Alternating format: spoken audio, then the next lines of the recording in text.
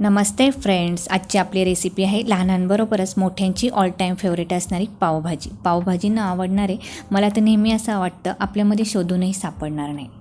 पावभाजी बनवण्यासाठी या ठिकाणी मी सर्व तयारी करून ठेवलेली आहे. भाजीला कलर छान येण्यासाठी जे टोमॅटो वापरणार आहात ना, ते लालबुंद वापरायचे किंवा भाज्या शिजताना त्यामध्ये अर्धा बीट टाकायचा. कुकर गरम झाल्यानंतर या ठिकाणी मी 5 टोमॅटो घेतलेले आहेत बारीक कट करून. अर्धा बाऊल फ्लावर घेतलेला आहे.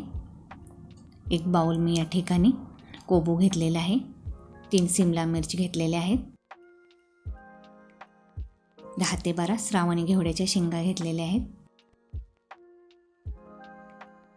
अर्धा बाऊल मी हिरवा वाटाणा घेतलेला आहे. हिरवा वाटाणा कमी होता त्यामुळे मी 2 ते 3 चमचे फ्रोझनचा वाटाणा ठेवलेला आहे बाजूला काढून. तो मी नंतर वापरणार आहे. सर्व भाज्या व्यवस्थित मिक्स करून घ्यायच्या व त्यामध्ये आता अर्धा चमचा मीठ टाकून घेते. मीठही सर्व भाज्यांमध्ये मी व्यवस्थित मिक्स करून घेते. आता या ठिकाणी 4 ते 5 मीडियम साईजचे बटाटे आहेत, साल काढून घेते.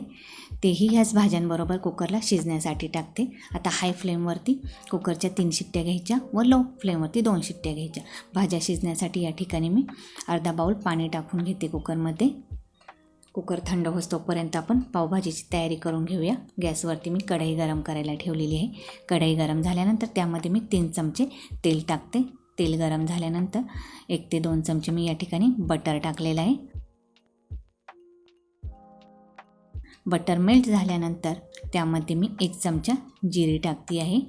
जिरे व्यवस्थित तडतडल्यानंतर अर्धा चमचा हिंग पावडर घ्यायची. आता यामध्ये मी अर्ध्याला वर बाऊल बारीक चिरलेला कांदा घेतलेला आहे. कांदा व्यवस्थित छानसा गोल्डन ब्राऊन कलर येतोपर्यंत परतून घ्यायचा. या ठिकाणी मी 1 ते 1.5 चमचा आलं लसूण व हिरव्या मिरच्यांची पेस्ट घेतलेली आहे, ती टाकते. हिरव्या मिरच्या या ठिकाणी मी 3 वापरलेल्या आहेत. तिखटाचा अंदाज तुम्ही तुमच्या आवडीनुसार कमी जास्त करू शकता.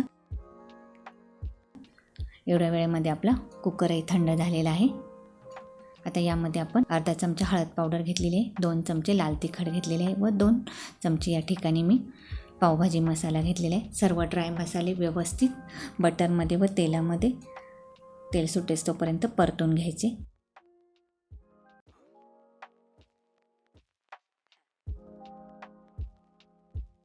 पहा, आपल्या सर्व मसाल्यांना व्यवस्थित तेल सुटलेलं आहे. आता शिजलेले बटाटे या ठिकाणी यामध्ये टाकून घेऊया.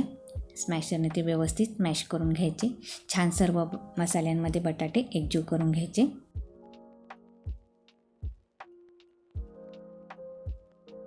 पहा, आपले मसाले व बटाटे छान एकजीव झालेले आहेत.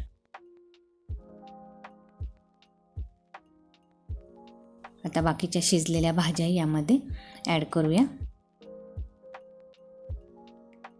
आता ह्याच कुकरमध्ये मी 2 ते 3 ग्लास पाणी गरम करायला ठेवते बाजूला.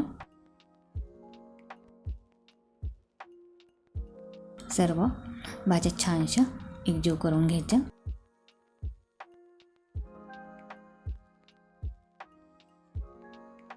पुन्हा एकदा स्मॅशरने सर्व भाज्या मॅश करून घ्यायच्या.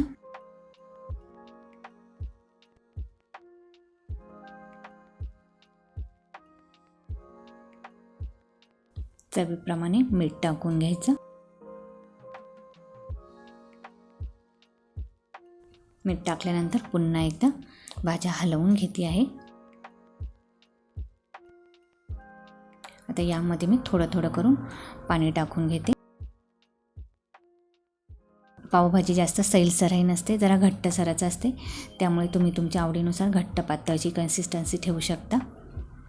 पहा, इथे अंदाजे मी 2 ग्लास पाणी वापरलेलं आहे पावभाजी शिजण्यासाठी. आता जो बाजूला फ्रोझनचा वाटाणा ठेवला होता ना काढून, तोही या कन्सिस्टन्सीला यामध्ये मी टाकून घेते.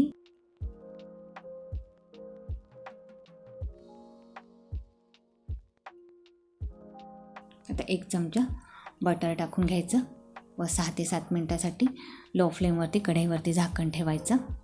पहा, एवढ्या वेळेमध्ये आपली पावभाजी छान शिजून तयार झालेली आहे. व्यवस्थित मिक्स करून घ्यायची. पुन्हा एकदा स्मॅशरने थोडीशी मॅश करून घ्यायची. सर्व भाज्या छानशा एकजीव करून घ्यायच्या. पहा, एकदम सर्व भाज्या आपल्या मस्त एकजीव झालेल्या आहेत.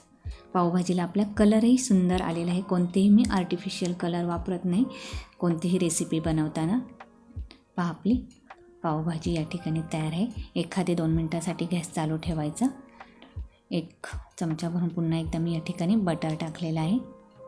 बटर व्यवस्थित मेल्ट झाल्यानंतर भाजीमध्ये भरपूर सारी कोथिंबीर टाकून घ्यायची वरनं.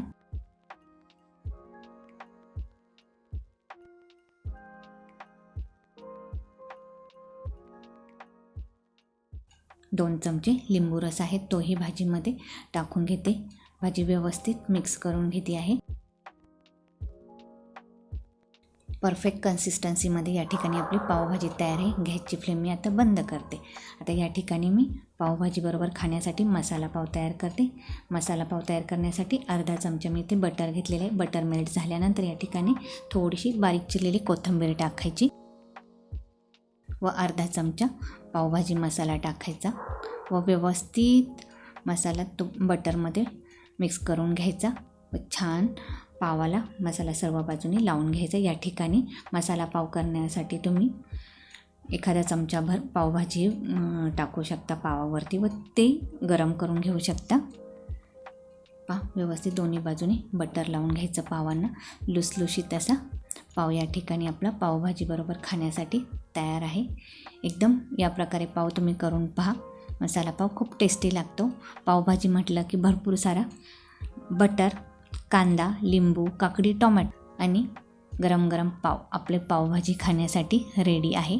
गाईज या प्रकारे तुम्ही रेसिपी नक्की करून पहा. रेसिपी आवडलीच तर लाईक, शेअर आणि कमेंट करायला विसरू नका. तोपर्यंत स्टे सेफ, स्टे हेल्दी.